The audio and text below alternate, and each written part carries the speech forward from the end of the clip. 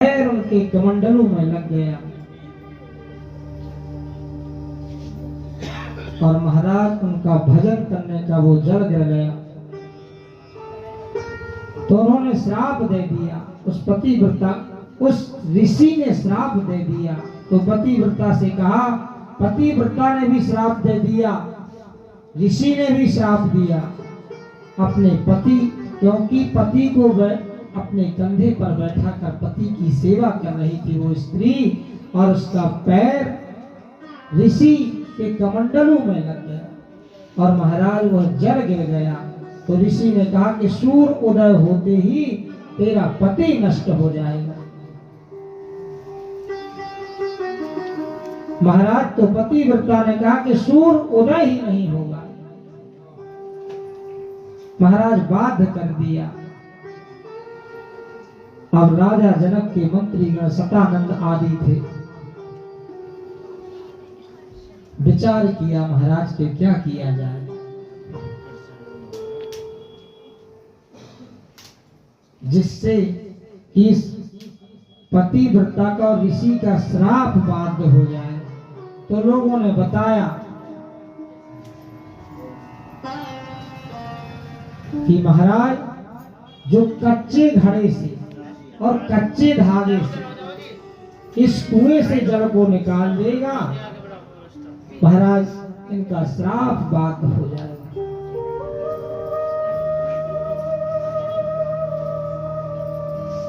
तो ये खबर धीरे धीरे धीरे धीरे राजा ने सभी और राजा जनक ने सभी जगह भिजवाई। धीरे धीरे यह बात फैलते फैलते फैलते फैलते ये बात अयोध्या तक पहुंच गई। और जब यह बात अयोध्या तक पहुंची तो महाराज राजा लोग बड़े परोपकारी होते थे पहले, उनकी धर्म पत्नी उनसे भी ज्यादा परोपकारी होती थी। तो जब कौशल्या जी ने बात सुनी तो राजा दशरथ जी से कहा, इस कार्य को तो मैं अभी करके आ जाऊंगी। तो कौशल्या जी की दासियों ने सुना कि महारानी हमारे जीते जीते अगर आप वहां जाएं छोटे से काम के लिए तो हमारा जीना धिक्कार है, हमारा जीना धिक्कार है। तो महाराज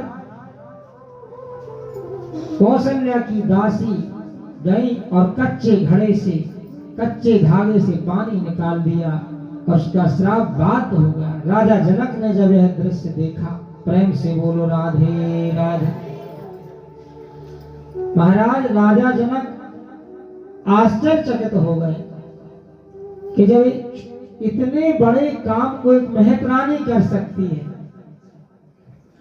उनकी दासी एक महतरानी थी, उसने कच्चे घड़े से कच्चे धागे से जल निकाल कर उस ऋषि को स्नान करा दिया। महाराज का श्राप बाध्य हो गया। और कोई मेहतर आके धनुष को तोड़ जाए, ये डर था। इसलिए राजा जनक ने अयोध्या निमंत्रण नहीं भेजा। जब सीता जी का विवाह किया और सभी जगह निमंत्रण भेजे और महाराज इतना राजपाट होते, इतना प्रेम इतना वात्सल्य था जनक जी का सीता जी के प्रति। तो फिर महाराज जी धनुष तोड़ने की ये जुआ कैसा खेल क्यों खेले। एक समय की बात है, राजा दशरथ ये प्रण ना रखते कि जो धनुष तोड़ेगा उसी के साथ मैं अपनी पुत्री का विवाह करूंगा। राजा जनक की यज्ञशाला में भगवान शिव का धनुष रखा रहता था। महाराज सीता जी प्रतिदिन नित्य प्रति यज्ञशाला में, हमारे वहां बड़ी परंपरा हुआ करती है भारतीय संस्कृति में। महाराज पहले ऐसी परंपरा थी, माताएं उठे सवेरे उठ के नहा धो के बढ़िया पवित्र गौ माता के गोबर से उसका लीपन किया जाता था। गौ का मूत्र भी और गौ माता का गोबर ये बड़े पवित्र होते हैं। तो सीता जी भी एक दिन यज्ञशाला में ढिग लगा रही थी, उसको लेपन क्रिया कर रही थी। करते करते एक दिन सीता जी ने सोचा और धनुष को लिया और उठा के दूसरी जगह रख दिया। महाराज राजा जनक आश्चर्यचकित हो गए, करे मेरी पुत्री कोई साधारण पुत्री नहीं है। मैं भी आज कसम खाता हूं कि जो इस धनुष को उठाएगा, इसको तोड़ेगा, उसी के साथ मैं अपनी पुत्री का विवाह करूंगा। इस कारण से ऐसी प्रतिज्ञा ली थी। सीता जी भी कोई साधारण नहीं थी। बोली रामचंद्र भगवान की जय। एक और बड़ा सुंदर चरित्र है महाराज। भगवान के अनन्य भक्त हुए अम्बरीश जी महाराज। महाराज वैष्णवा नाम में था संभव। हम और आपको भगवान भी कहते हैं गीता में कि वेदा नाम में, वेदों में साम वेद हूं, वृक्षों में पीपल का वृक्ष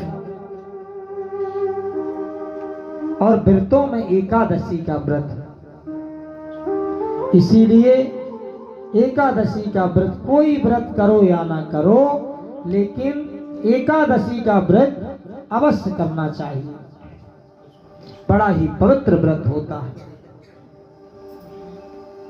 महाराज अम्बरीश जी भगवान के बड़े भक्त थे।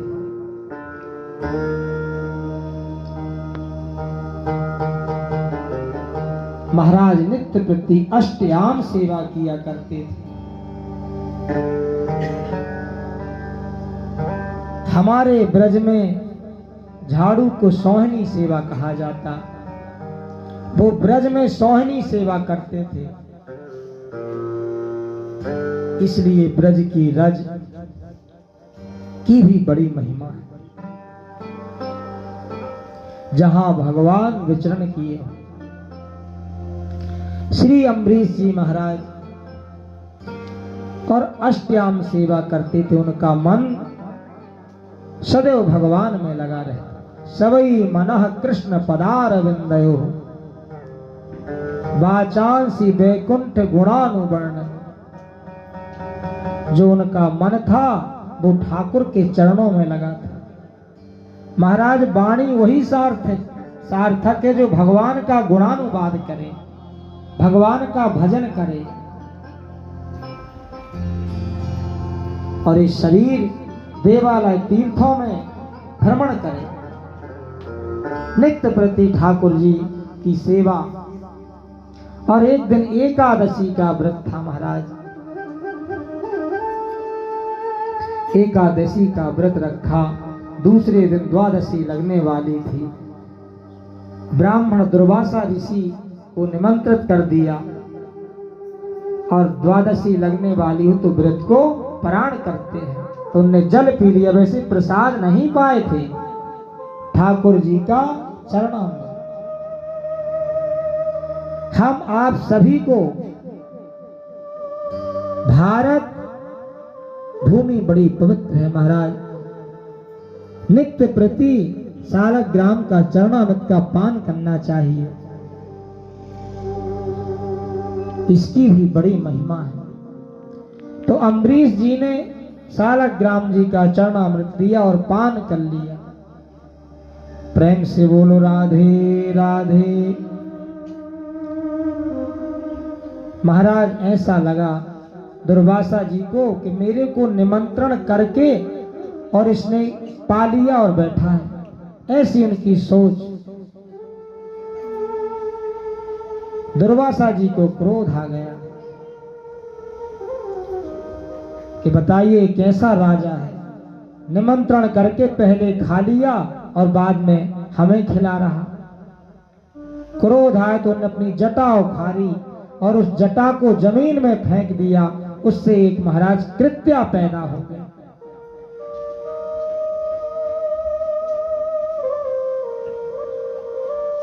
और महाराज वो भी भगवान ने भी अपना सुदर्शन चक्र छोड़ दिया। क्योंकि जाको राखे साइया मार सके ना कोई, और बाल न बांका कर सके जो जग वैरी हो।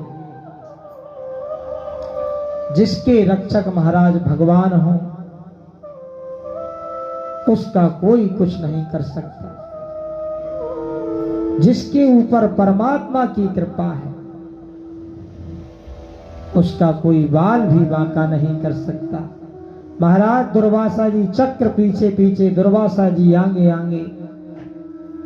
अब तो दुर्वासा जी सभी देवताओं के पास गए, प्रभु मेरी रक्षा करें। भगवान शिव के पास गए, ब्रह्मा के पास गए, विष्णु के पास गए, सभी देवी देवताओं के पास गए। महाराज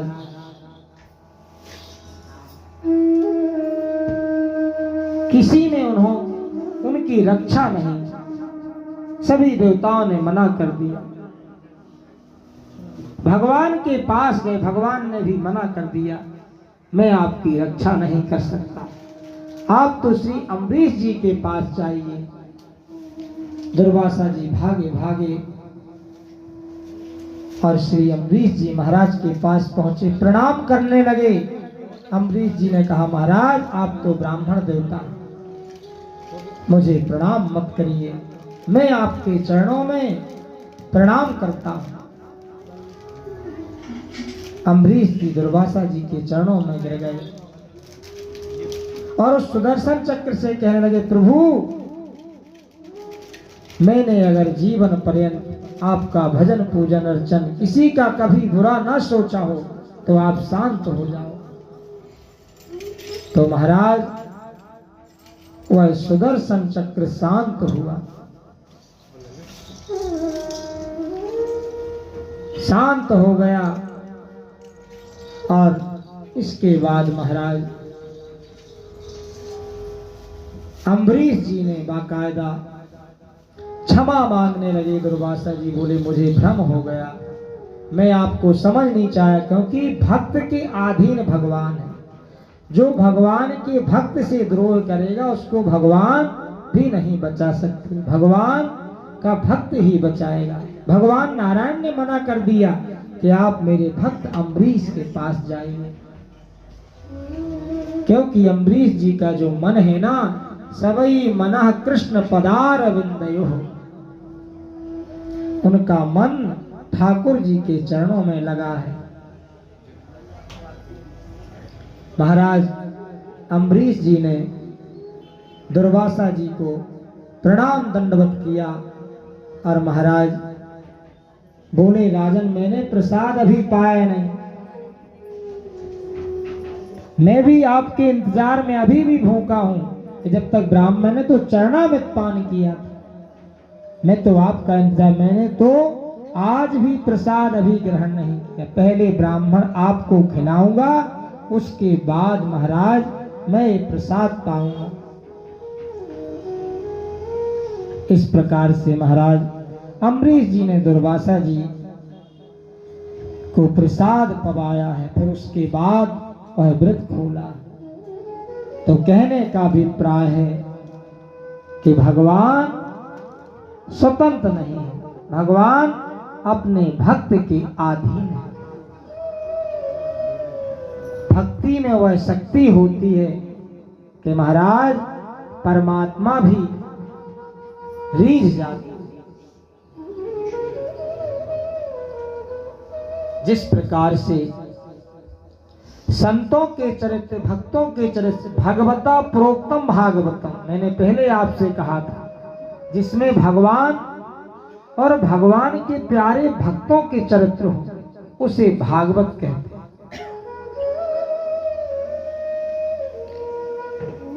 भक्तमाल में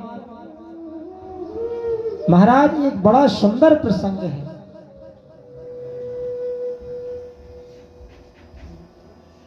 वृंदावन में एक बाबा रहते थे, उनका नाम था महाराज ब्रजदास बाबा।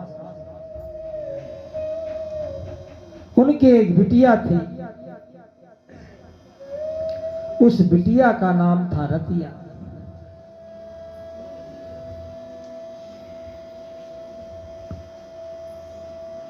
इस प्रकार से महाराज और ब्रजदास बाबा राधा जी को भी अपने बिटिया मानते थे। एक दिन ब्रजदास बाबा ने कहा संतों से, एक बाबा जा रहे थे नंदगांव बरसाने की यात्रा में, ब्रज 84 कोस की यात्रा में महाराज बहुत से गांव आते हैं। जैसा कि वृंदावन की परिक्रमा भर 11 किलोमीटर की, गोवर्धन की 21 किलोमीटर की, तो महाराज वृंदावन से नंदगांव बरसाने की दूरी दोनों आसपास है, करीब नहीं होगी तो 30 किलोमीटर होगा वृंदावन से बरसाना और नंदगांव। बरसाने से नंदगांव की जो दूरी है वो मुश्किल से 4 किलोमीटर होगी। और गर्मियों के दिन थे। ब्रजदास बाबा ने सोचा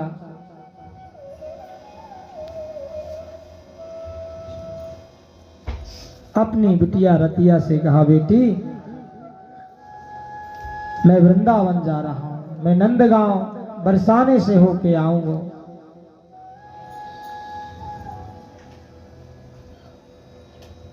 उसके बाद तू तब तक घर में ही रहना। ब्रजदास बाबा चल दिए। श्री राधा श्री राधा श्री राधा, इस प्रकार राधा नाम सदैव उनकी जिह्वा पर, और 40 से 42 सेल्सियस गर्मी हुआ करती थी। पहले गर्मियों का समय था। ब्रजदास बाबा चलते चलते महाराज जैसे बरसाने की सीमा आई, पहले ऐसी परंपरा थी, ऐसी मर्यादा थी, मर्यादा तो प्राय अब लुप्त हो गई। पहले लोग बेटी के घर में पानी तक नहीं पीते थे, ऐसी परंपरा थी। अब तो महाराज ब्रजदास बाबा ने सोचा जैसे बरसाने का क्षेत्र लगा, क्योंकि राधा जी को वो अपनी बिटिया मानते हैं, और बिटिया के वहां पहले पानी तक नहीं पीते थे, भोजन की तो बात ही क्या।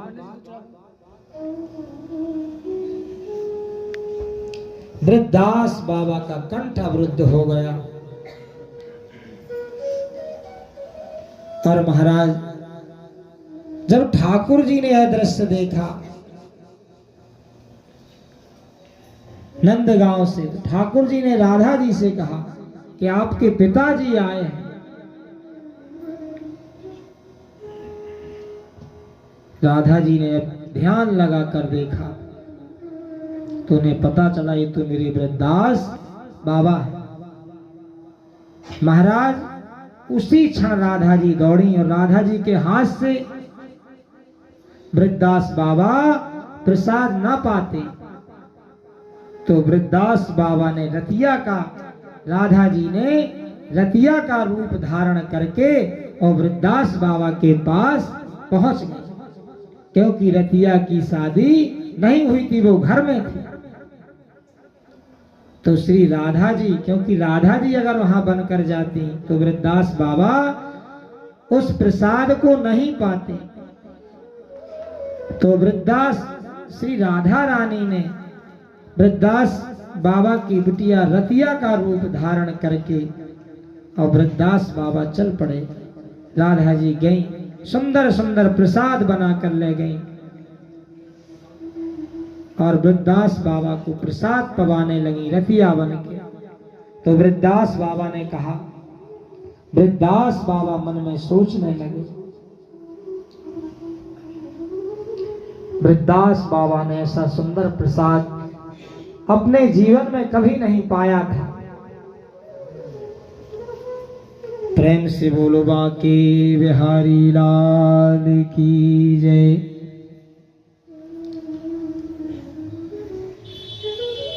महाराज ब्रजदास बाबा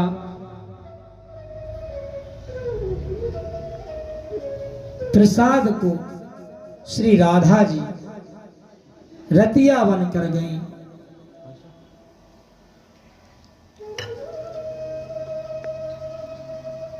और महाराज बड़ा सुंदर सुंदर प्रसाद पवाया। अब तो वृद्धास बाबा जब वहां से लौटे, वो बर्तन अपने थैले में रख लिए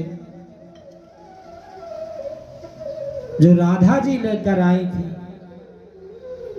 और वृद्धास बाबा अपनी बिटिया रतिया के पास आए, बोले बेटी तूने आज इतना सुंदर प्रसाद बनायो, ऐसो तो आज तक मैंने जीवन में कभी ना पायो।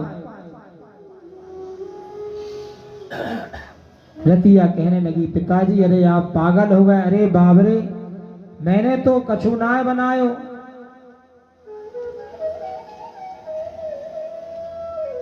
जब दिखाया देखा रे चांदी के बर्तन इतने सुंदर, बोले अपने घर में तो टूटी फूटी कौड़ी भी नहीं। वृद्धास बाबा के नेत्रों में आंसू आ गए। वृद्धास बाबा ने सोचा ये तो मेरी राधा रानी है, राधा रानी के सिवा और कोई नहीं कर सकता।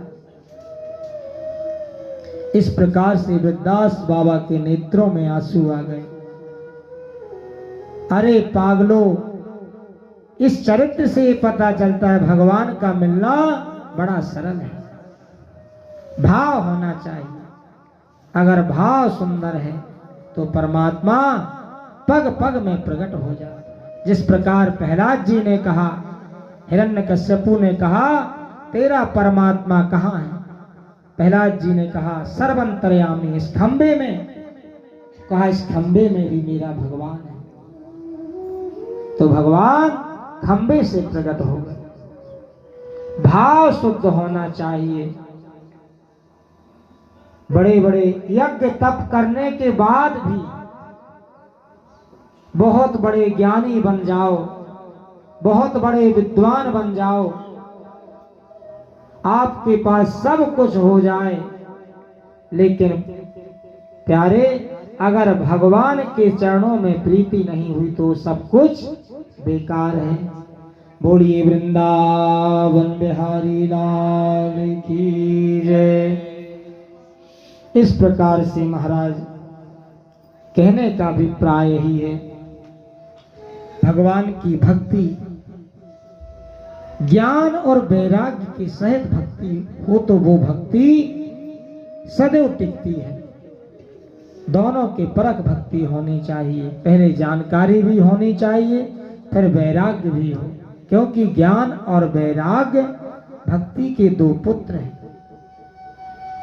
जैसे बड़े किसी प्रधानमंत्री से मिलना है तो उसके नीचे के मंत्रियों से मिलना पड़ेगा, उसी प्रकार अगर भक्ति करना है तो ज्ञान और वैराग्य ये दोनों होना अति आवश्यक है, तब भक्ति आप विधि पूर्वक कर सकते। इस प्रकार से नवम स्कंद की कथा यहीं पर भगवान के चरणों में समर्पित होती है। अब यहां से दसम स्कंद प्रारंभ होगा। महाराज इस दसम स्कंद में 90 अध्याय है। सबसे बड़ा स्कंद दसम स्कंद है और हमारी इंद्रियां भी 10 होती हैं, सिर्फ एक मन होता है, उसके सहित 11 होते हैं। 5 ज्ञान इंद्रिय और 5 कर्म इंद्रिय और एक मन, इन सब को मिलाकर 11 इंद्रियां होती हैं शरीर में। और महाराज दसम स्कंद में 90 अध्याय, पूर्वार्ध में 49 और लास्ट में 43। तो हमारा आपका जीवन भी उत्तरार्ध पूर्वार्ध की तरह चल रहा है।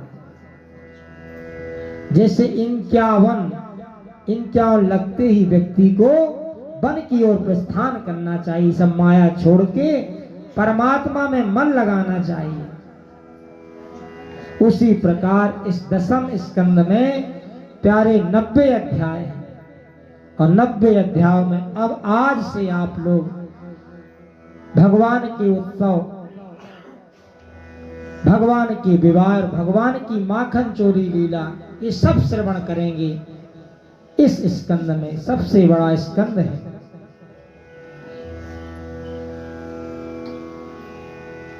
पितामहम में, मेरे बाबा पांडव के पास क्या था महाराज?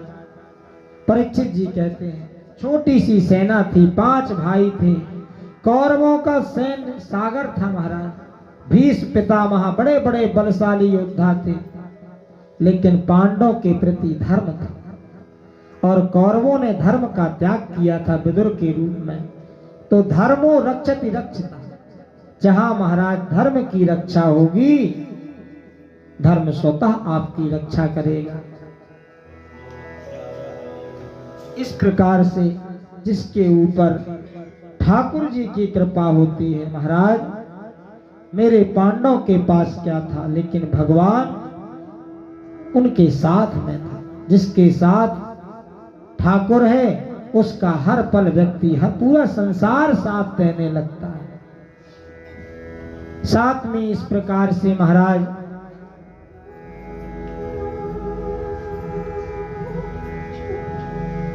भगवान के चरित्र परीक्षित बड़े अनंत हैं, और कहां तक वर्णन करें, क्योंकि कर सती कृष्ण, भगवान का जन्म क्यों होता है? क्योंकि भगवान अपने भक्तों की, गौ माता की, ब्राह्मणों की, साधु संतन की और असह्य लोग समस्त संसार की रक्षा करने के लिए और धर्म की स्थापना करने के लिए, दुष्टों का अंत करने के लिए भगवान का जन्म होता है। हर युग में पुनरपि जन्मम पुनरपि मरणम पुनरपि जननी जठरे शयनम, मनुष्य को बार बार जब भगवान का भजन पूजन करेगा तो फिर इस संसार में बार बार नहीं आना पड़ता, भगवान की कृपा हो जाती है महाराज। और इस प्रकार से सुखदेव बाबा कहते हैं, राजन अब हम आपको सोमवंश श्रवण कराते हैं। अथता श्रूयताम राजन वंशः सौमस्य पावनः। भगवान के नाभि कमल से ब्रह्मा हुए। ब्रह्मा ने भी कमल की नाल में बहुत प्रयास किया कि मैं कहां से आया। जब कुछ सुनाई नहीं दिया तो का दयो मावसाना स्पर्श, का से लेके मां पर्यंत तक 25 वर्ण होते हैं, इनको स्पर्श कहते हैं। तो ता और पा 16वां 21वां वर्ण सुनाई दिया था, तब ब्रह्मा जी ने तप किया था, तब कभी भगवान की प्राप्ति हुई थी। बिना तपस्या के भगवान को नहीं पाया जा सकता। उस परमात्मा के लिए तप करना पड़ता है, मन एकाग्र हो तब कभी भगवान की प्राप्ति होती है। ध्रुव जी का चरित्र आप लोगों ने श्रवण किया था। 5.5 वर्ष के ध्रुव ने 6 माह में भगवान को प्रकट करके दिखाया। तो वो क्या किया था? तप किया था। और गुरु कैसे मिले थे? श्री नारद जी, जिसकी बात कभी रद्द ना हो, वो है नारद। तो महाराज कहने का अभिप्राय है कि भगवान धर्म की रक्षा करने के लिए इस पृथ्वी पर अनेकानेक रूपों में, भगवान के भक्तों को जब कोई कष्ट देता है तो भगवान को आना पड़ता है। तो ब्रह्मा के बेटा अत्रि, और अत्रि के बेटा चंद्रमा, और चंद्रमा के बेटा बुध, और बुध के बेटा पुरुरवा, इन्हीं का नाम हुआ एल। एक एल गीत है ये, वो भागवत के 11 स्कंद में। और एल के 6 पुत्रों को जन्म दिया महाराज। आयु, श्रुतायु, सत्यायु, जय, विजय, इन्हीं के प्रतापी वंश में आगे चलकर महाराज नहुस का जन्म हुआ। प्यारे भक्तों, नहुस के 6 बेटा हुए, यति, याति, सयाति, अयाति, बियाति, कृति, ये 6 बेटा हुए। और उनमें अयाति के 2 विवाह हुए। पहला विवाह देवयानी से, दूसरा विवाह शर्मिष्ठा से। दोनों रानियों से 5 बेटा हुए। यदु तुर्वसु दुहु अनूपुर, और सबसे छोटे का नाम रहा है पुरु रखा। अपना यौवन, अपनी जवान अवस्था पुत्र ने पिता को दान कर दी महाराज। जिसके अंदर पिता की भक्ति नहीं, वो भगवान की भक्ति को नहीं पा सकता। जब मेघनाद मरने के लिए जा रहा है राम जी के पास, लक्ष्मण जी के पास, तो वहां के रावण को समझाया। मेघनाद ने रावण को समझाया कि ये कोई साधारण मनुष्य नहीं, ये तो साक्षात नारायण है। लेकिन रावण ने मना किया कि तुम तो युद्ध में जाओ। तो मेघनाद ने कहा, जो पिता की आन बान शान सबके लिए समर्पित हो जाए, उससे अच्छा पुत्र इस संसार में कोई नहीं। उसकी कीर्ति सदैव संसार में, उसका पराक्रम, उसका बल सदैव संसार में उसका गान किया जाता है। पिता की भक्ति परमात्मा की भक्ति से भी श्रेष्ठ है। अगर पिताजी ने आदेश दिया तो उनके कारण भले मुझे प्राण देना पड़ जाए। तो मेघनाद वहां से लौट के आता है और लक्ष्मण जी से युद्ध करता है। तो महाराज इन्हीं के वंश में पिता का बुढ़ापा, पुरु ने अपना यौवन, पुत्र ने अपनी युवा अवस्था पिता को दे दी महाराज, और पिता का बुढ़ापा लिया। पिता ने प्रसन्न होकर महाराज इनको सम्राट बनाया। महाराज पुरु के वंश में दुष्यंत जैसे प्रतापी राजा हुए महाराज। प्रेम से बोलो राधे राधे। दुष्यंत महाराज जिन्होंने शकुंतला से विवाह करके परम तेजस्वी भरत को जन्म दिया। भरत की भी मैंने आपको 3 जन्मों की कथा श्रवण कराई थी। उसके बाद इसी वंश में महाराज सुखदेव बाबा कहते, परीक्षित तुम्हारा जन्म हुआ। क्योंकि परीक्षित जी तो भगवान श्री कृष्ण की ही कथा सुनना चाहते हैं।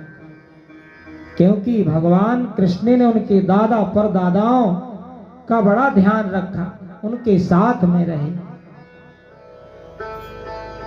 और सुखदेव बाबा कहते हैं, परीक्षित इसलिए इसी वंश में तुम्हारा भी जन्म हुआ।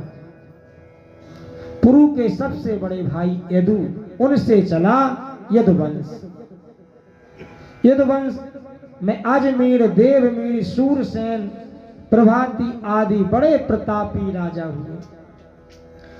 सूरसेन के बेटा हुए आनक दुंदुभी। इन्हीं का नाम, आनक दुंदुभी का नाम आगे चल के वसुदेव हुआ। प्रेम से बोलो राधे राधे। महाराज वसुदेव की 7 पत्नियां थी। उनकी 7वीं पत्नी देवकी के गर्भ से महाराज 8 संतानें हुई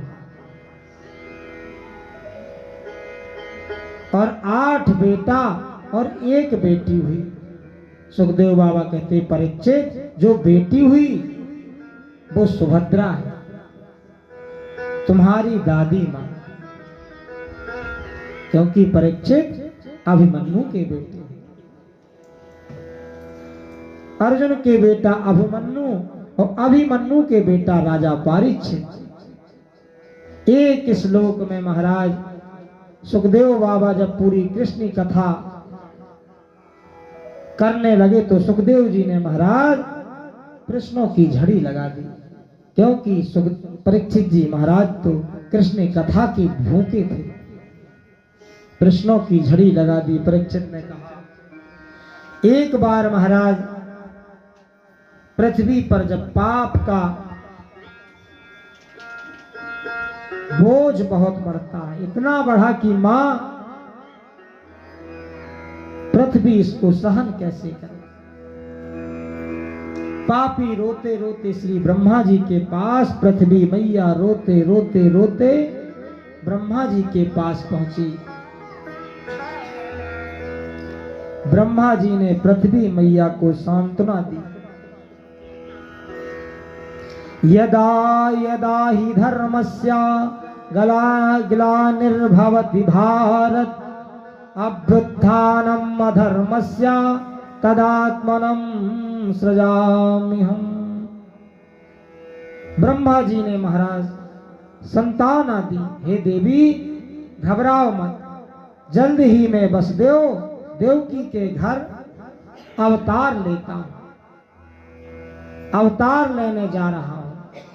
क्योंकि भगवान तो वैसे कहा जाए निर्गुण है, लेकिन निर्गुण स्वरूप में भक्तों का मन नहीं लगा, इसलिए भगवान सगुण साकार रूप में प्रकट होते हैं। दो प्रकार की भक्ति होती है, एक तो निर्गुण भक्ति और एक सगुण भक्ति। इधर मथुरा में महाराज उग्रसेन के पुत्र हैं महाराज कंस। कंसी हिंसा आम धातु से कंस शब्द बनता है, जिसका काम हो मारो काटो, दूसरे को परेशान करना, उसे कहते हैं कंस। जो हिंसा ही करता रहे, जिसका मन सदैव हिंसा में लगा हो, वो है महाराज कंस। प्रेम से बोलो राधे राधे।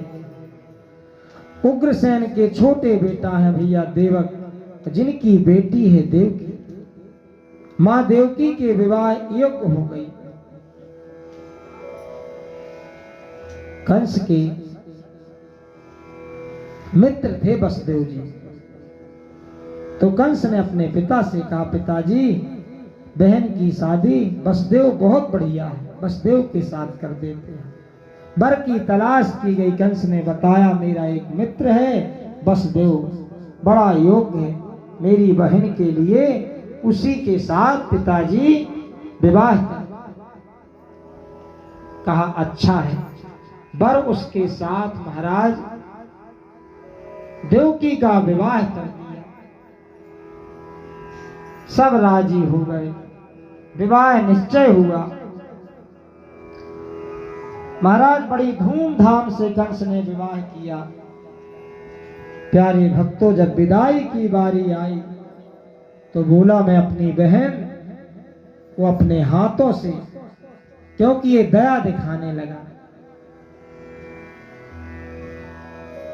क्योंकि जब दया आ जाएगी, इसने ऐसी नौटंकी बनाई कि लोग इसको समझे कि बहुत बढ़िया आदमी है। दुष्ट का कोई निश्चित नहीं होता, कब कौन सी क्रिया जीवन में बदल जाए, कब उसका मूड बदल जाए। दुष्ट संग जनि दे न विधाता। दुष्टों का पानी की लकीर की तरह होते हैं, कब इनका मूड बदल जाए। महाराज बहुत दया दिखाई, मेरी बेटी है, मेरी बहन है, और मैं ही इसकी विदाई करूंगा, अपने हाथों से विदाई करूंगा। और कंस कहने लगा कि मैं इसको ससुराल तक छोड़ने जाऊंगा। महाराज रथ पर कंस ने बैठारा, विराजमान हो गया, रस्सी को पकड़ लिया और महाराज रथ चलाने लगा। तभी आकाशवाणी हुई कि जो देवता है वो देवताओं के पेट में कोई बात नहीं रुकती। महाराज देवताओं ने ऊपर से आकाशवाणी कर दी। सुखदेव जी कहते हैं, परीक्षित, देवता बोल पड़े, अरे मूर्ख, जिस देवकी को तू लेकर जा रहा है उसी का 8वां पुत्र तेरा काल होगा। नारद जी ने भी इसी प्रकार समझाया था। एक पंखुड़ी को लेके कहा कि देखिए राजन, इसमें 8 कली है, कहीं से भी गिने वो सब 8वीं ही आएगी। पहला भी 8वां हो सकता और 8वां भी पहला हो सकता है।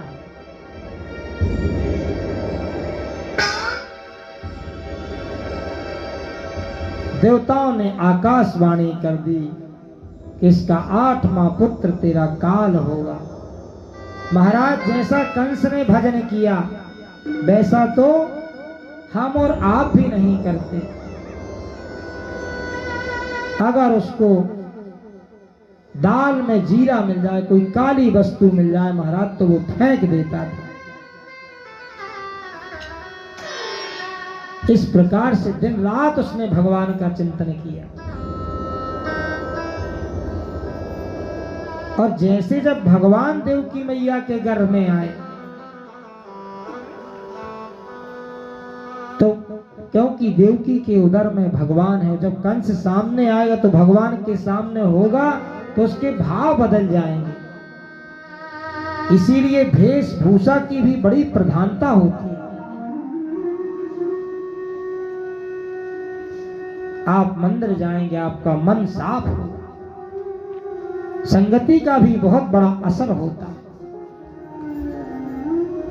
बस कंस का भी मन बदल जाता है, क्योंकि भगवान के सामने जब कोई आएगा तो उसके विचार पवित्र हो जाएंगे, महाराज सुंदर हो जाएंगे।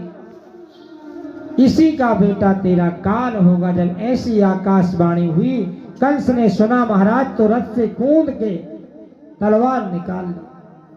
अभी इतनी दया दिखा रहा था और अब अपनी बहन को मारने के लिए तलवार निकाल ली।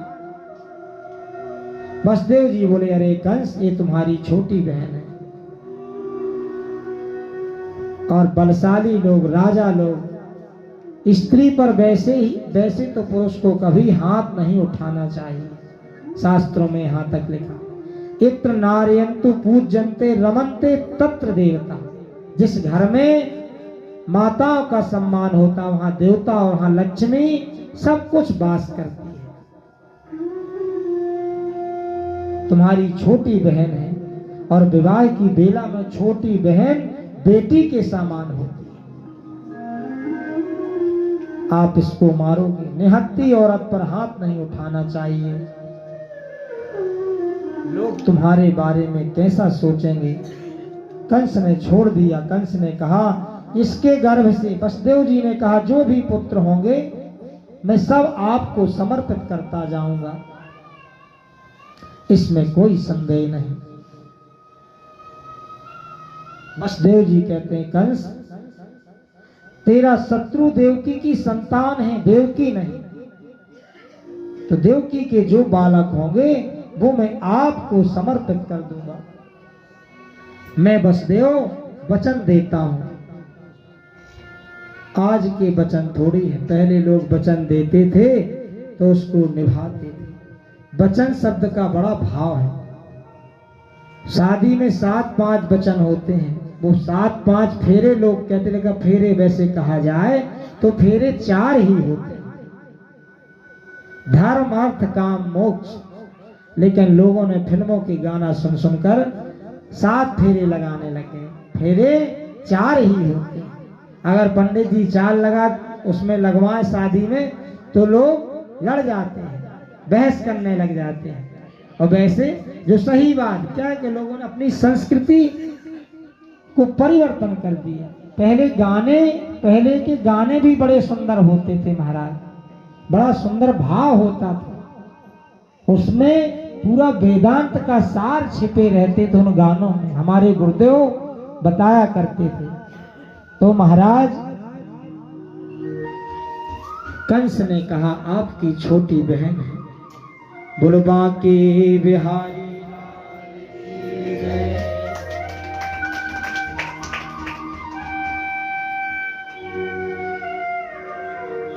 इस प्रकार से महाराज आप देवकी के पुत्र तुम्हारे काल होंगे। देवकी तो काल नहीं, देवकी को छोड़ दिया। प्रथम बालक का जन्म हुआ महाराज, वसुदेव जी लेकर गए, कंस को दिया। कंस ने हाथ में लिया और धड़ाम से पत्थर पर पटक दिया महाराज। और छोटा सा बालक, नन्हा सा, दया आई, बोला वसुदेव जी इसको ले जाओ। उसका दिमाग बदल गया महाराज, उसने बच्चे को रिटर्न कर दिया। मेरा तो 8वां काल है, पहला नहीं। इसको मार कर मैं क्या करूं, बस 8वें को ले आना महाराज। वसुदेव जी लेके चले हैं। अब देवताओं के मन में खलबली मच गई महाराज। कंस में अगर ऐसी दया, अगर इसके अंदर दया रहेगी तो ये फिर भगवान कृष्ण इसको मारेंगे कैसे? इसके अंदर दया आ गई। अगर ये ऐसा दयावान बन गया, अगर ये संत बन गया, तो फिर मरेगा कैसे? तो महाराज पाप नहीं हुए तो भगवान आएंगे क्या? देवताओं ने नारद जी को भेजा, थोड़ा कंस की बुद्धि सेट कर आओ, क्योंकि जिसको भी नारद मिले उसको भगवान जरूर मिले, क्योंकि नारद जी महान संत हैं। इसलिए नारद जी कंस के पास नारायण नारायण नारायण करते पहुंच गए। नारद जी बोले, कंस आपके राज्य में, राजपाट में सब ठीक है, सब चकाचक है? कंस बोला, महाराज सब बढ़िया है, सब आप जैसे संतों की कृपा है। देवकी का प्रथम बालक हुआ था, मैंने छोड़ दिया, कंस ने कहा। नारद जी बोले, क्यों छोड़ दिया? नारद जी बोले, तूने बहुत गलत किया, अपने शत्रु को छोड़ दिया। कंस बोला, नहीं नहीं महाराज, मेरा शत्रु तो 8वां है। नारद जी बोले, ये कोई निश्चित नहीं, पहला भी 8वां हो सकता है और 8वां भी पहला हो सकता है, क्योंकि टेढ़ी टांग वाले कन्हैया को कोई नहीं समझ सकता। कर सती थी कृष्ण, जो दूसरे के मन को अपनी ओर आकर्षण कर ले, खींच ले, वो कृष्ण होता है। तो भोला है। नारद जी ने कहा, कंस तू भोला है, तेरी समझ में अभी नहीं आता, देवताओं की चालाकी है, इसलिए मैं तुझे सही सलाह देने यहाँ पर आया हूँ। ऊपर से 8वां के नीचे से 8वां। कंस बोला, मतलब क्या है? सीधा अगर ऊपर से गिनो तो नीचे का 8वां, नीचे से गिनो तो ऊपर का 8वां हो सकता है महाराज। कंस बोला, बात आपकी सही लगी महाराज, सो मुझे अब मैं चलता हूं। हमारे ब्रज में एक कहावत है, प्यारे भक्तों, मूर्ख और शंख को आप जितना फूंकोगे उतना तेज बजेगा, और मूर्ख को जितना आप बहकाओगे वो उतना ही ज्यादा बहकता जाएगा। तो नारद जी ने कंस को मूर्ख बनाया, मूर्ख था ही, और महाराज अब तो उसको क्रोध आ गया, और कंस ने तुरंत दूत को भेजा, बालक को लेके आओ। और बालक को लेकर जैसे आए महाराज, एक बालक को पत्थर पर पटक दिया और 6 पुत्रों को कंस ने इसी प्रकार से मार दिया। प्रेम से बोलो राधे राधे। देवकी के 7वें गर्भ में महाराज बलराम जी को आना था, तो योग माया के द्वारा रोहिणी के गर्भ में भेज दिया। रोहिणी के गर्भ से बलराम जी प्रकट हुए महाराज।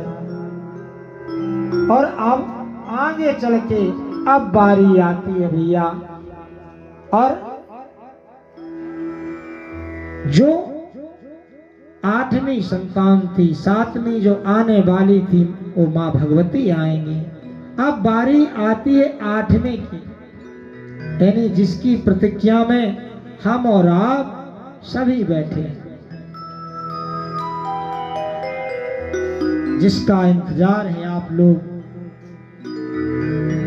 सब सज धज कर बैठे हो। तो अब नंद उत्सव आए, उस उत्सव में हम सब प्रवेश करेंगे। माँ देवकी के 8वें गर्भ में जब भगवान श्री कृष्ण मैया देवकी के गर्भ में आए, तो देवकी माँ का चेहरा चमकने लगा महाराज। ऐसा लग रहा था जैसे कोई बिजली का प्रकाश हो गया हो।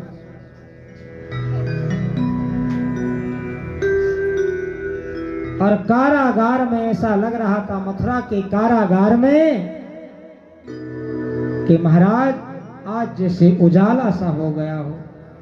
कभी जाइए जन्मभूमि का दर्शन करिए, अभी भी वहां बहुत भयानक लगता है। जो मेन गर्भगृह है महाराज, उस गर्भगृह में ऐसा लगने लगा जैसे चारों तरफ से प्रकाश ही प्रकाश छा गया हो। देवताओं ने जब देखा तो भगवान की महाराज बड़ी सुंदर स्तुति की है। अथ सर्व गुणों पेतः कालः परम शोभना। जो काल भी है वो भी महाराज भगवान के आने से परम शोभायमान हो जाता है।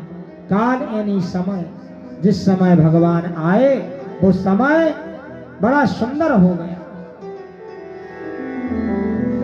भादों का महीना आ गया, प्यारे भक्तों कृष्ण पक्ष आ गया, अष्टमी तिथि आ गई और बुधवार आ गया, रोहिणी नक्षत्र आ गया, हर्षण योग आ गया, बब्बकरण आ गया, मध्य रात्रि ठीक 12 बजे का समय। उस समय भगवान अचानक प्रकट हो गए।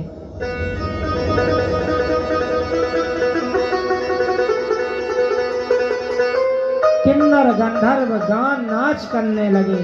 बड़ा सुंदर समय आ गया। रात्रि में महाराज सरोवर में कमल खिल उठे। और क्योंकि कमल क्यों खुले? क्योंकि कमल नयन आने वाले हैं। मयूर नृत्य करने लगे। ब्राह्मणों के हवन कुंड में अग्नि रात्रि में प्रज्वलित हो गई और महाराज गैया मैया उसी रात्रि में रभाने लगी। साधु संत ब्राह्मण सब प्रसन्न हो गए और महाराज मेघ गर्जना करने लगे। रिमझिम रिमझिम बादलों ने वर्षा करना प्रारंभ कर दिया।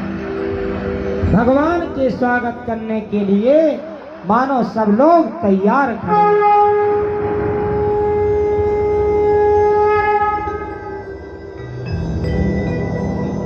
मैया यशोदा सोचती है, मांगा था बालक, ये तो 4 भुजा वाला, ये तो सबका बाप पैदा हो गया। माता देवकी ने कहा, प्रभु हम आपको बाल रूप में देखना चाहते हैं। प्रेम से बोलो राधे राधे। छोटे से छोटे बन गए। ठाकुर जी माता के कहने पर वसुदेव जी ने उठाया है प्यारे भक्तों, एक सूप में उठाया और रखकर मथुरा से कहां चले? गोकुल, जहां गौ माताओं का समूह हो, जहां जाने के बाद इंद्रियों का दमन हो जाए और मन परमात्मा में लग जाए, वह गोकुल है। तो भगवान श्री कृष्ण ने सूप में रख के और भगवान का जन्म हुआ गोकुल में। जन्म उत्सव मनाते हैं, मथुरा में मनाते तो कंस उत्पात मचा देता, इसलिए अब मथुरा से भगवान श्री कृष्ण को लेके और गोकुल की ओर चले हैं। और सभी लोग एक बधाई भगवान की एक बधाई गाएं।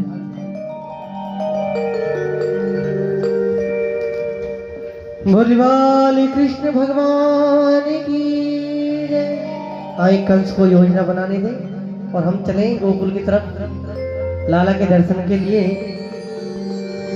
मैं वेदन में सुन आई, पुराणन में सुन आई, यशोदा जायो ललना मैं वेदन में सुन आई, यशोदा जायो ललना मैं वेदन में सुन आई, यशोदा जायो ललना मैं वेदन में सुन आई, यशोदा जायो ललना मैं वेदन में सुन आई, पुराण में सुन आई, वेदन में सुन आई, पुराण में सुन आई, यशोदा जायो ललना मैं वेदन यशोदा जायो ललना मैं वेदन में सुन आई।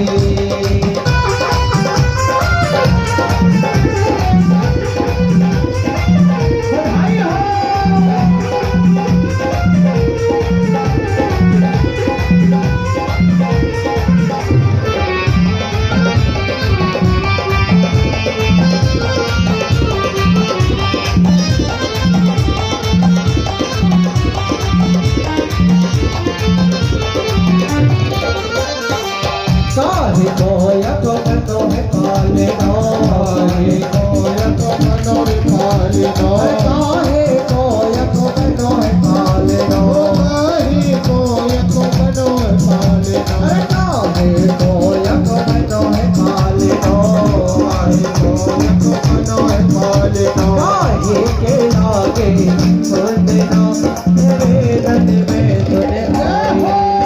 यशोदा जायो ललना मेरे रन में सुन आई। अरे यशोदा जायो ललना मेरे रन में सुन आई।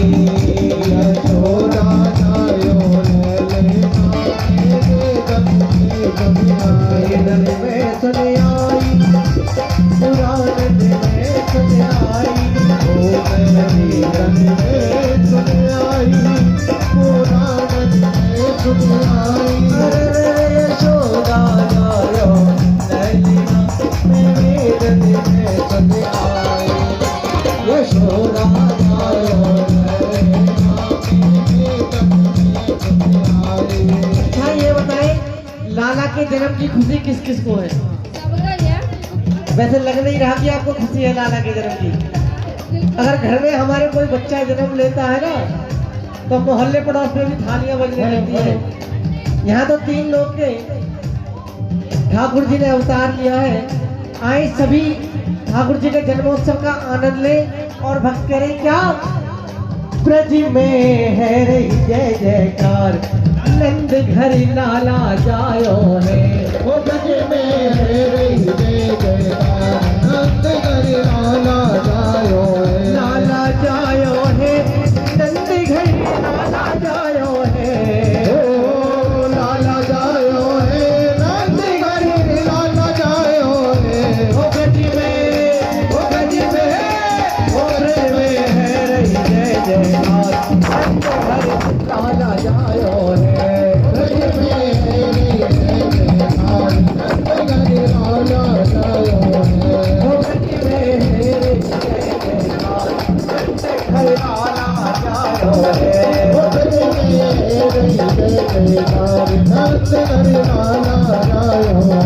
और जब नंद बाबा के आंगन में लड्डू गोपाल ने जन्म लिया मेरे ठाकुर जी ने तो वहां पर अनेक अनेक प्रकार की बधाइयां लुट रही है। लेकिन आप तो ऐसे हो हाथ पे हाथ धर करके बैठे हो जैसे जबरदस्ती बिठा रखा हो। अरे ब्राह्मण बैठे हैं ब्रजवासी बैठे हैं, कम से कम बधाइयां तो लुटाए कम से कम। हो ब्रज में है रही जय जयकार नंद घर लाला जायो है।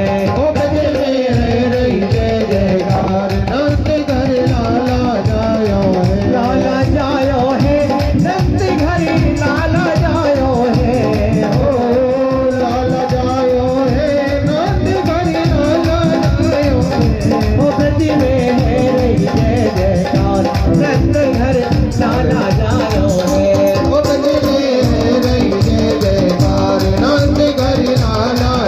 बधाई हो।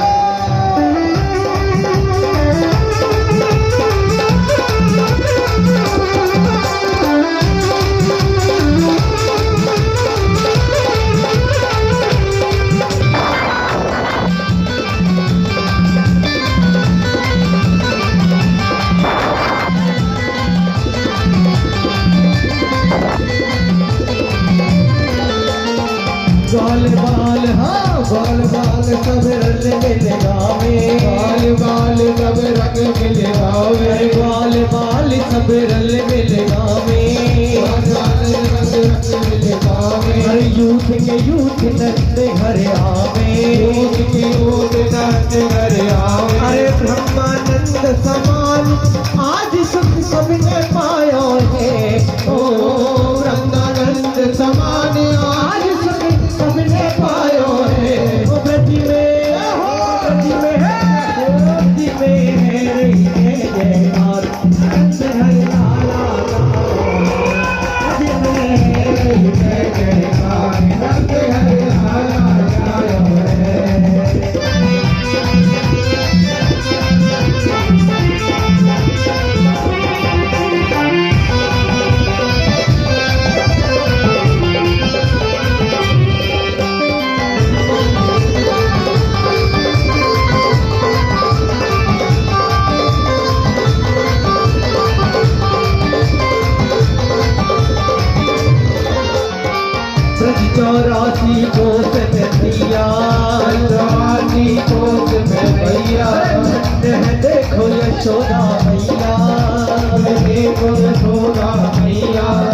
80 साल की आयु में हो 80 साल की आयु में सुखी ऐसा जायो है ओ 80 साल की आयु में सुखी ऐसा जायो है ओ गति में हो गति में हो गति में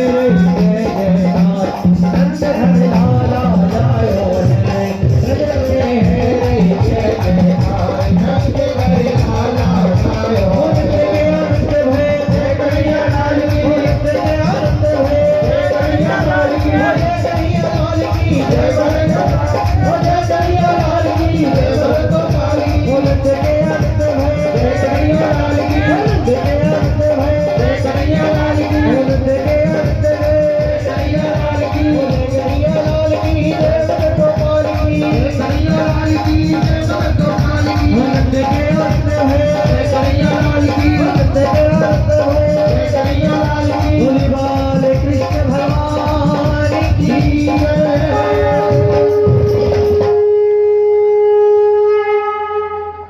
वसुदेव जी लेकर आ रहे हैं। यमुना जी की बहुत तेज धार चल रही है और लेते आ रहे हैं। आज सभी लोग पूजन करेंगे बाल कृष्ण भगवान का पूजन और सभी को फिर बधाई लेकर सभी लोग जाएं। सभी माताओं को अपने अपने काम पर भी जाना है। 1:45 बजे सभी लोग आ जाते हैं। तो सभी को जो समय अनुकूल हो उसी समय में काम थोड़ा विलंब हो गया था चाहिए। इसलिए ठाकुर जी भाई आराम से ठाकुर जी आ रहे हैं। सभी लोग एक बधाई और एक बधाई ठाकुर जी आ जाए।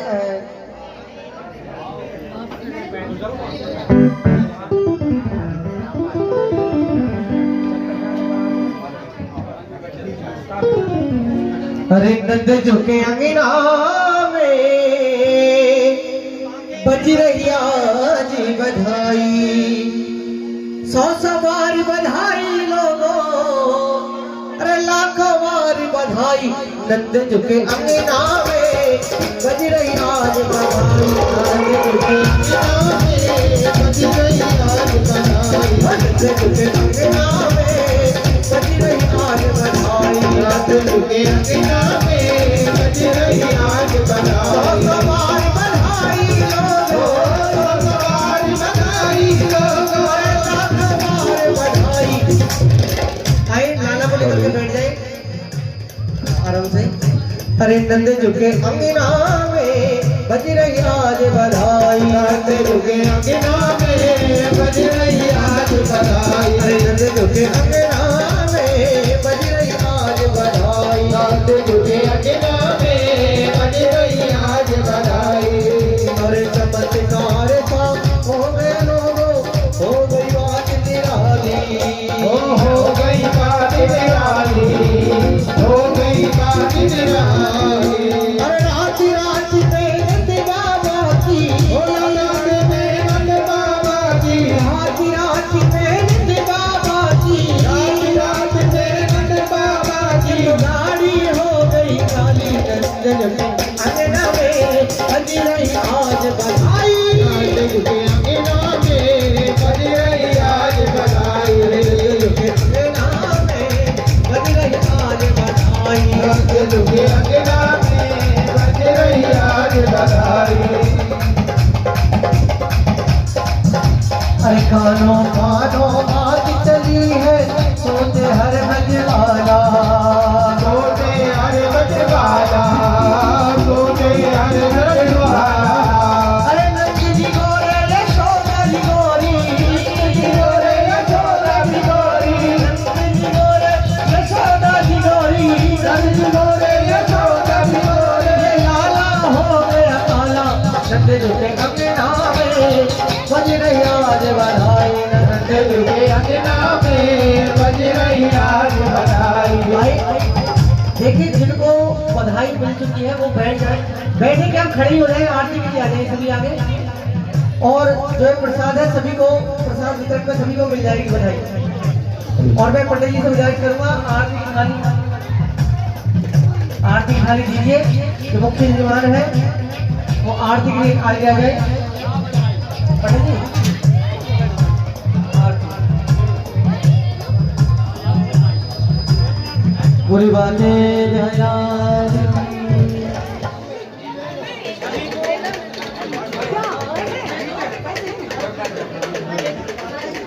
आए आरती के लिए सभी खड़े हो जाए सभी खड़े हो जाए आरती के लिए आगे गए सभी जीरा भी यदि आ जाए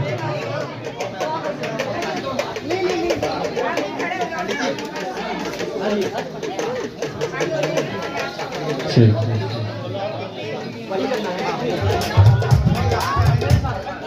पंडित जी आरती खाली ठीक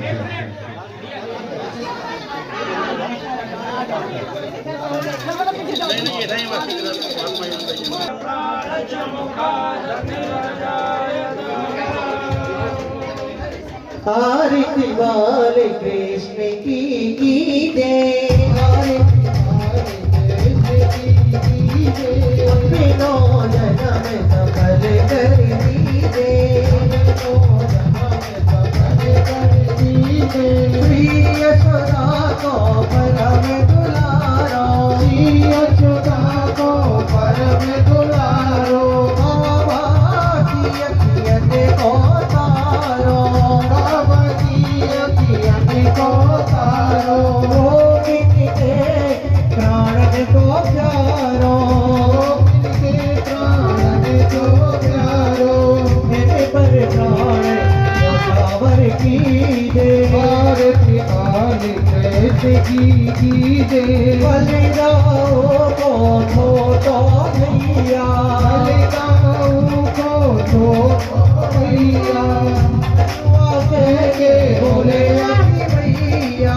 बटुआ के बोले की मैया परम मुझते बदले भलैया परम मुझते बदले भलैया यह छवि बने वह लीले आरती पार की श्री राधावर सुगड़ कन्हैया श्री राधावर सुगड़ कन्हैया रज गौरव मीत की मैया रज गौरव मीत की मैया देखत ही मन रे बिचरैया देखत ही मन रे बिचरैया बिनो सर्वस पूरी दे आरती वाल कृष्ण की जय बिनो जन्म सफल कर दीजे बिनो जन्म सफल कर दीजे पूरे मौरम करनाम तारम संसार तारम मुझे प्यारा सदा भजन तप हजार वे सवारी सैतम नमामि देव माता पिता देव देव बंधु सदा देव वेद वेदा शरणं तमेव देव सर्वे मम देव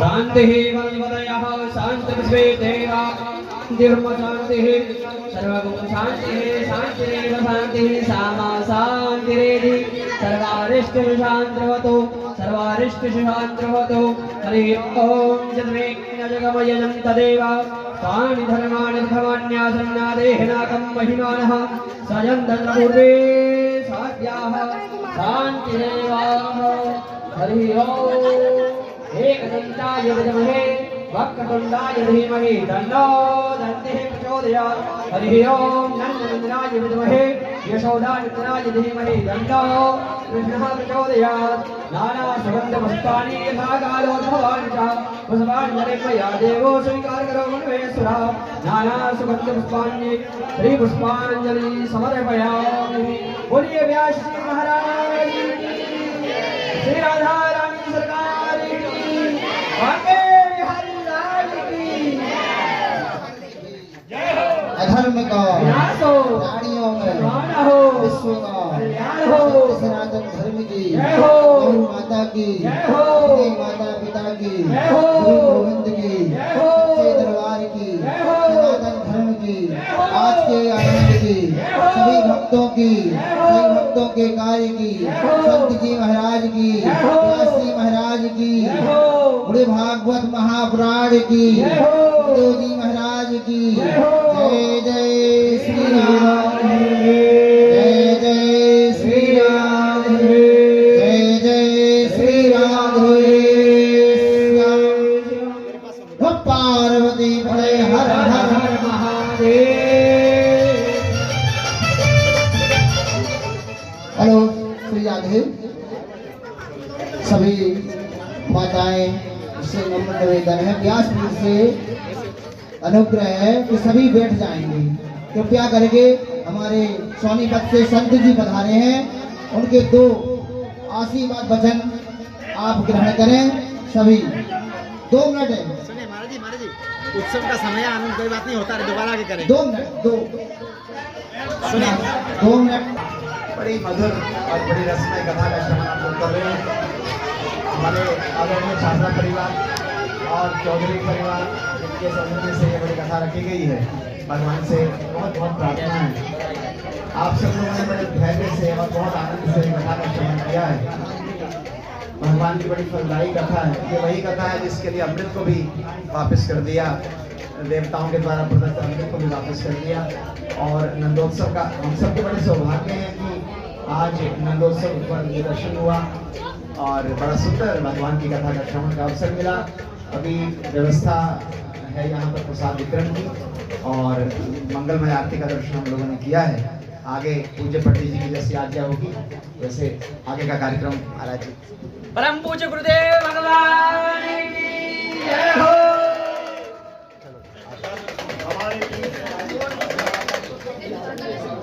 महाराज जी के आशीर्वाद वचन श्रवण किए, सभी को साधुवाद। जय जय श्री राम।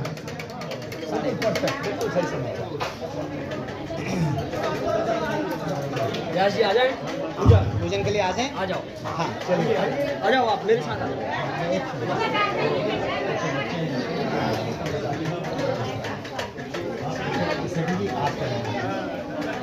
सिद्धार्थ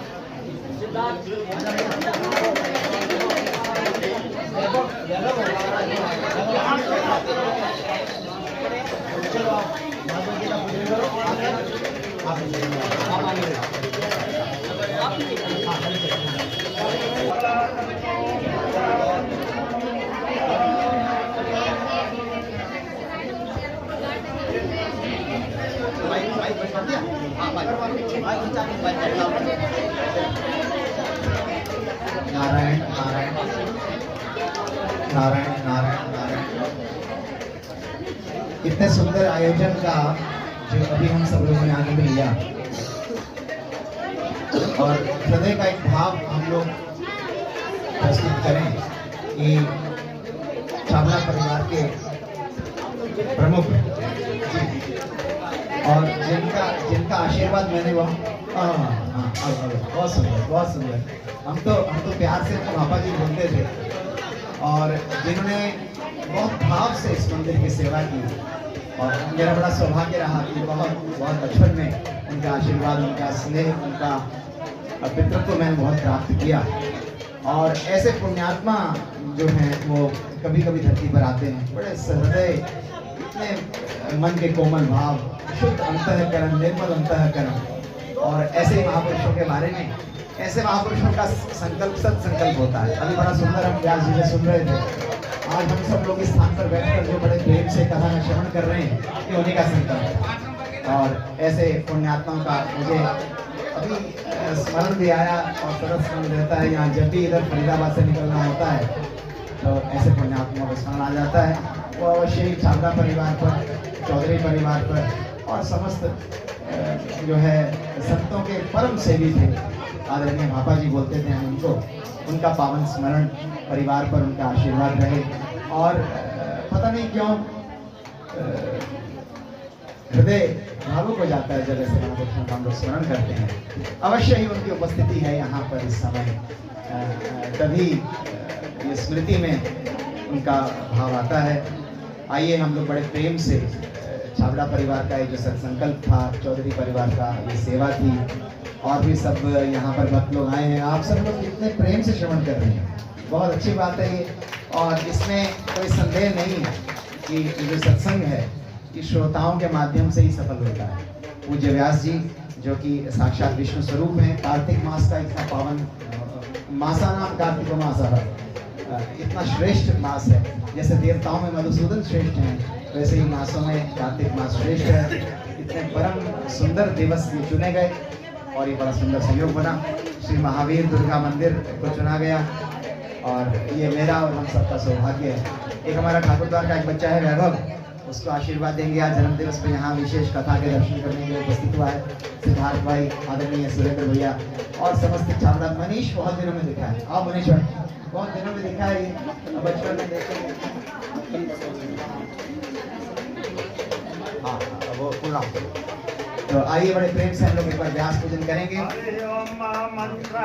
सफला संतो संतो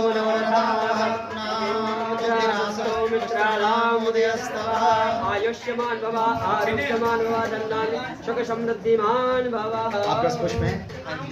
नमो स्तनंताय सहस्त्रमूर्तये सहस्रपादाक्षिशिरोरुबाहवे सहस्रनाम्ने पुरुषाय शाश्वते सहस्रकोटि युगधारिणे नमः।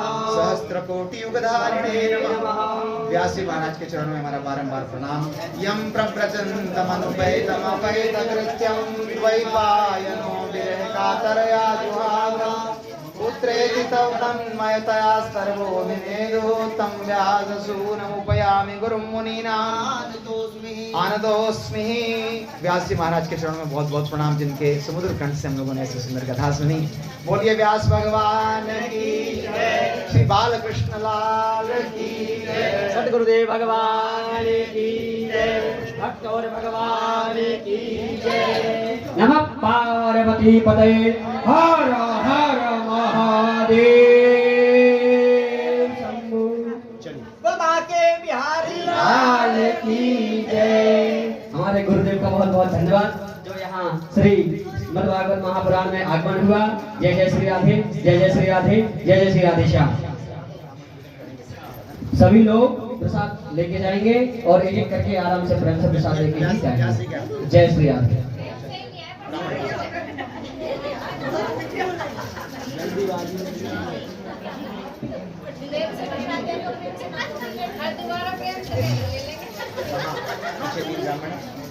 ओम नमो ब्रह्मण्य देवाय गो ब्राह्मणाय जय नमो नमः देवाय। आप सेवा में हैं? अच्छा अच्छा। ओम नमो ब्रह्मण्य देवाय गो ब्राह्मणाय जगद्धिताय कृष्णाय गोविंदाय नमो नमः। देवाधीनं जगत् सर्वं